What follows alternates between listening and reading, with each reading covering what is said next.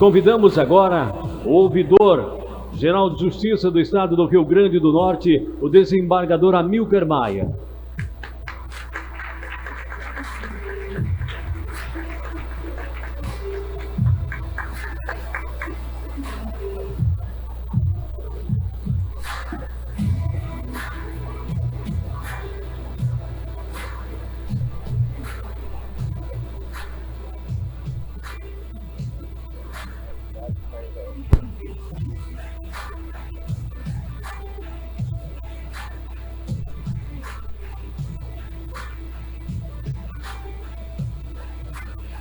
Bom dia a todos. É uma satisfação muito grande estar nesse evento, talvez um dos mais frequentados que eu tive a oportunidade de participar nesses últimos anos aqui no Tribunal de Justiça. É realmente muito gratificante. A ideia do nosso contato nessa ocasião surgiu de algumas conversas que tivemos em caráter informal com o Dr. Andreu, repassando a ele algumas das nossas preocupações em relação às demandas na ouvidoria e a mudança no tipo de, digamos assim, de provocações que foram surgidas após o período de pandemia. Inicialmente, gostaria de abordar com vocês algumas questões que foram debatidas no encontro de ouvidores que participamos em São Paulo, realizado há uns 2 meses atrás. Algumas questões que foram lá debatidas foram muito interessantes, mas surgiram outras preocupações pessoais a respeito da ideia de qual seria o papel das ouvidorias nessa nova realidade.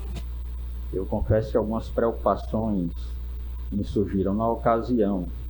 Havia uma série de colocações que transformariam as ouvidorias em verdadeiras secretarias de defesa social ou até mesmo uma outra defensoria pública. E se esqueciam lá, aqueles que estavam, que na realidade todas as demandas ingressadas na ouvidoria, ela na realidade tem um reflexo direto, porque é como se fosse, digamos assim, uma linha presa num carretel e o carretel está sempre na mão de um magistrado. Se você puxa muito essa linha, ela vai partir ou vai acabar provocando um excesso de força para que aquele que está na ponta segurar esse carretel, e eles é o juiz, porque todas as demandas terminam em relação a quem está na outra ponta, logo no contato direto com a prestação jurisdicional, que é o juiz de primeiro grau. Eu confesso que na ocasião fiquei bastante preocupado, mas também outro fato é que não muita gente se atentou para essa situação. Na ocasião, eu pedi a palavra, o ouvidor do Tribunal de Justiça de Alagoas, ou do Distrito Federal, e acho que o outro, não me lembro se foi do Paraná, que também chamou a atenção para esse excesso de atribuições e as decorrências naturais dessa situação. Esperamos que, sinceramente, essa situação seja revista e seja melhor pensada e que alguma coisa positiva saia disso, e não maiores problemas para a gente, porque geralmente quem cria essas situações se esquece de quem vai prestar esse serviço, esse plus. Na ocasião, também tivemos um fato que fez com que o CNJ parece estar planejando um sistema único que permitirá uma monitoração remota das demandas nas ouvidorias do Poder Judiciário. É interessante que a gente vê o que provocou essa situação. Na ocasião desse encontro estava lá o ouvidor-geral do CNJ, Eu esqueci o nome. Estava até conversando com a minha colega ali, dizendo que depois que eu tive Covid, a minha memória ficou pior do que o que já era. Mas realmente eu não lembro, mas lembro dos fatos.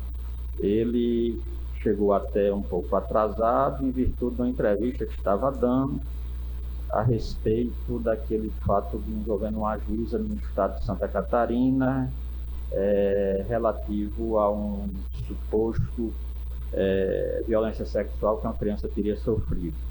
Isso foi divulgado na imprensa e o CNJ teria, nas palavras dele, acendido uma luz vermelha. Eu espero que tenha também uma luz verde aí no CNJ, não só a vermelha. Porque em 3 dias o CNJ teria recebido mais de 2.500 demandas em relação a esse fato. O mais interessante é que, na ocasião, eu mantive contato com o Dr. Erval, não sei se ele está aqui presente, eu não me recordo ter visto, e o Dr. Erval pode se lembrar disso, e eu transmiti a ele a minha preocupação, porque em nenhum momento se houve uma defesa da juíza na ocasião. Inclusive, o conselheiro parece-me que nem estava inteirado de toda a situação, e na realidade teria sido, não posso afirmar, mas depois nós tivemos acesso a determinados esclarecimentos que faziam crer que essa divulgação teria sido intencional e seletiva através de um determinado site, e esse site já não teria feito apenas essa vez esse tipo de utilizar esse tipo de expediente para se fazer valer uma situação do interesse dele. E esse sistema parece-me que irá permitir que todas essas demandas que forem provocadas diretamente ao CNJ, o CNJ já ficaria acompanhando, independentemente de qualquer provocação ou de esclarecimento que fosse enviado pelas ouvidorias dos estados ou do Tribunal Regional Federal, conforme o caso, a respeito daquele fato. E aí eu perguntei depois ao conselheiro, ele disse: quer dizer que as ouvidorias seriam uma segunda corregedoria para ser monitorado os juízes, as secretarias? Ele disse: não é essa a intenção, mas bom, entre dizer uma coisa e fazer outra, o resultado é esperar para crer. Mas, como diz, a necessidade desse nosso contato decorrente da conversa que tivemos com o Dr. Andreu a respeito não só do aumento, mas do tipo de demandas que tem chegado à ouvidoria. Apenas para os senhores terem uma ideia da realidade pós-pandemia, nesse novo real que estamos tendo que conviver, em 2019 nós tivemos 2.414 demandas recebidas na ouvidoria, com a finalização de 2.350, o que deu aproximadamente 97,34% de ocorrências solucionadas. Em 2020 tivemos um número parecido, 2.660 demandas ingressadas na ouvidoria, e uma solução também, mesmo número do ano anterior, 2.350, que deu um percentual em torno de 88%. Mas já em 2021, logo na situação de pandemia, nós tivemos um aumento para 3.354 demandas recebidas pela ouvidoria.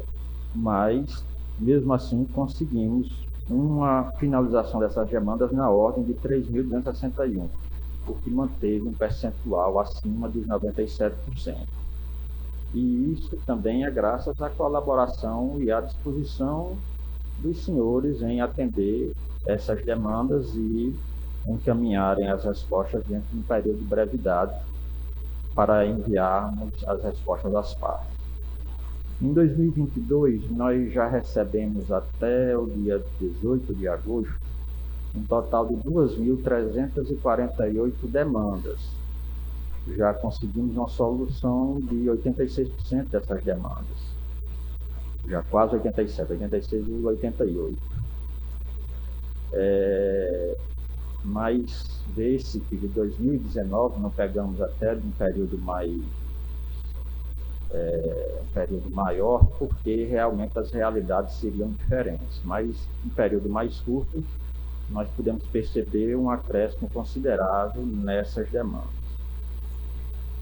E vendo a grosso modo essas demandas que nos chegam, nós podemos identificar aquelas que são provocadas muitas vezes pelo advogado, que ele utiliza da ouvidoria para dar andamento aos seus processos.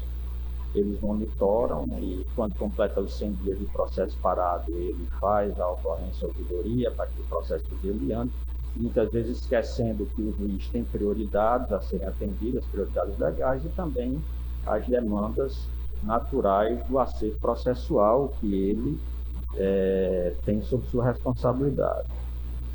Mas nos chamou a atenção que algumas dessas demandas elas poderiam serem evitadas se essa questão do atendimento e o contato da parte e do advogado fosse mais facilitada pelas secretarias e pelos colegas magistrados. É um percentual mínimo que nós temos recebido, mas ocorre. Para que os senhores tenham uma ideia, nós todos os advogados e partes que recebemos em atendimento na ouvidoria, que pediram atendimento presencial ou por via remota, eles não reclamaram especificamente de um atraso no processo, mas sim da dificuldade de serem atendidos pelo juiz ou pela secretaria na qual eles tinham esse processo.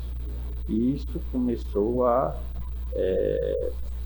me chamar a atenção, porque eu esperava que ele fosse fazer alguma demanda especificamente a um atraso processual. E, na realidade, o atraso, essa demanda relativa ao atraso, era uma consequência da dificuldade dele falar com o magistrado ou com a secretaria. A gente tem contato mais, digamos assim, menos formal com alguns colegas, e a gente começou a tentar ver se a dificuldade ou a realidade do colega no dia a dia. Porque uma coisa é você exigir uma situação sem saber do que o colega faz no dia a dia e das dificuldades de ordem prática que ele enfrenta e tem que resolver. E eu notei que alguns colegas tinham uma certa dificuldade no uso das ferramentas que permitiam o atendimento remoto. Eu contato com um colega magistrado que ele atendia por telefone. E eu perguntei por que ele não usava o sistema de atendimento virtual, e ele realmente me confessou uma certa dificuldade de uso do programa. Você vai no tribunal, procura o departamento de informática, tem uma pessoa que esclarece, você vai ver que é bem melhor e mais prático do que você está atendendo o contato via telefone com o advogado e com a parte. No meu caso, de alguns colegas aqui que têm a oportunidade de fazerem aqueles cursos de línguas do SENAC, que são patrocinados pela escola, tem algumas vantagens, porque depois que nós ficamos com essas aulas da forma virtual, o SENAC passou a utilizar a plataforma Teams, antes mesmo do tribunal utilizar essa plataforma, quando utilizava a plataforma do Zoom. Isso, para essas pessoas, como eu, nós tivemos algumas vantagens, porque já estávamos habituados ao uso da ferramenta antes mesmo de utilizar. E eu digo aos senhores, na minha experiência pessoal, porque nós temos uma quantidade de atendimento considerável no segundo grau. Estava conversando, inclusive, com o desembargador Amaury agora há pouco, e A gente fechou as sustentações orais para a sessão, nós fechamos o número de sustentações orais para a sessão de amanhã e tem 56 sustentações orais para serem feitas na sessão de amanhã.